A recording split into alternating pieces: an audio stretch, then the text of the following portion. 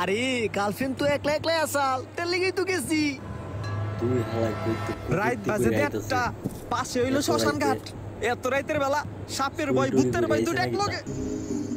দেই তো কিসে আবার কি ওই দেখ ওইটা কি? আরে ওইটা কি? বন্ধু যাইস না, কালো জাদুর জিনিসপত্র হয়ে রে। রাইতে দেখ পালমারে কে